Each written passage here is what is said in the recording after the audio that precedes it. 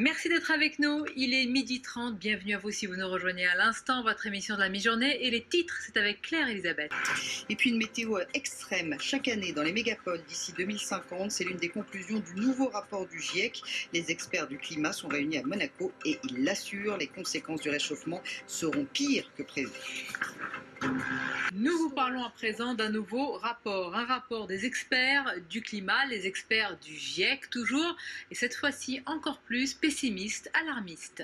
900 pages pour parler de la fonte des glaciers, des océans dont la température grimpe. Ce rapport est donc alarmiste. Parmi les premières conclusions, de nombreuses mégapoles qui pourraient être frappées par une météo extrême tous les ans d'ici 2050. Écoutez justement les explications de l'un de ces experts. Les océans et la cryosphère, c'est-à-dire les parties gelées de la planète, peuvent nous paraître lointaines, mais nous affectent tous en matière de climat, d'alimentation, mais aussi d'énergie, de commerce et de transport. La santé et le bien-être sont aussi affectés, la culture et notre identité.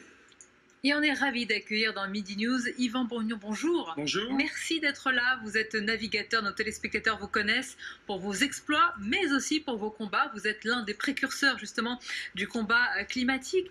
Encore, j'allais dire, un rapport alarmiste, pessimiste. Est-ce qu'il faut, j'allais dire, toujours être plus alarmiste pour éveiller les consciences à ce combat climatique ?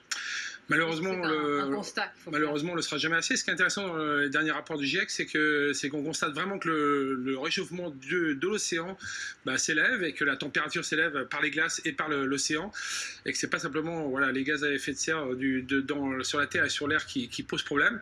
On sait que l'Amazonie est un vrai poumon, mais que l'océan est plus qu'indispensable.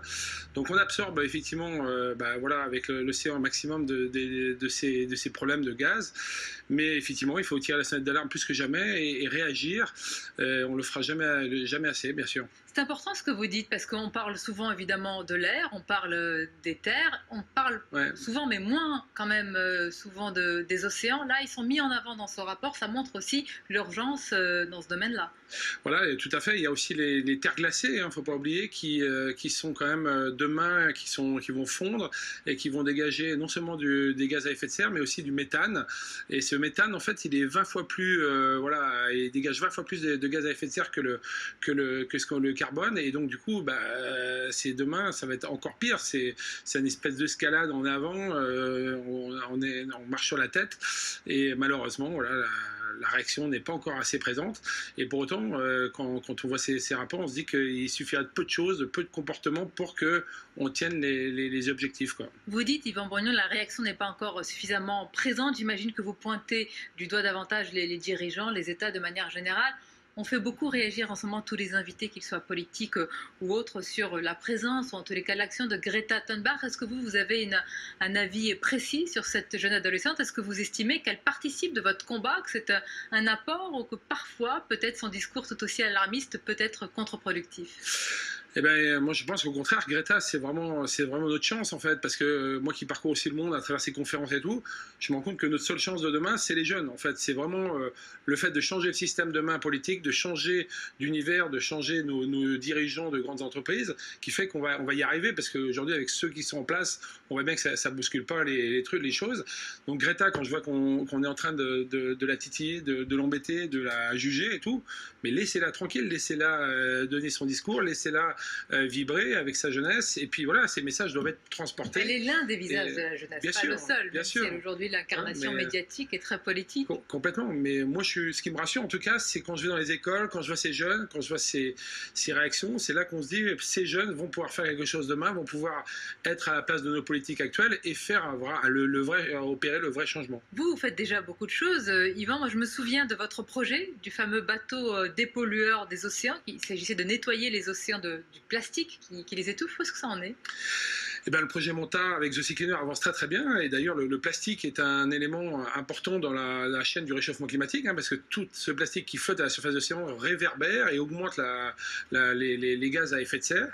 Donc forcément il faut réduire aussi ça pour ça. On parle de deuxième plus grande catastrophe écologique avec ces plastiques dans les océans, et le projet Sea Cleaner a beaucoup avancé depuis 3 ans, puisqu'on va lancer notre premier bateau dépollueur des océans en 2023. Et là, demain. Tout à fait, c'est demain. Et puis là, on vient de lancer de nouvelles études aussi, ça c'est nouveau, avec un bateau un peu plus petit qui va faire 20 mètres et qui va remonter dans les fleuves pour aller chercher aussi ce plastique le plus en amont possible. Et donc on aura ces espèces de grands mantas dans les estuaires des grands fleuves asiatiques et africains. Et puis ces petits bateaux qui vont remonter dans les fleuves, qui vont simplement collecter eux, mais qui vont avoir aussi leur action. Et quand on va démultiplier ces bateaux, on va vraiment avoir une action pérenne et concrète. Et voilà, ça ne sera pas simplement une goutte d'eau dans l'océan. Parce que au fil évidemment de vos voyages, de vos parcours, de vos exploits, vous avez vu à l'œil nu ces plastiques. Parfois, vous dites souvent d'ailleurs, vous vous arrêtez pour pouvoir tout simplement débloquer un passage, pour pouvoir retirer tout ce plastique.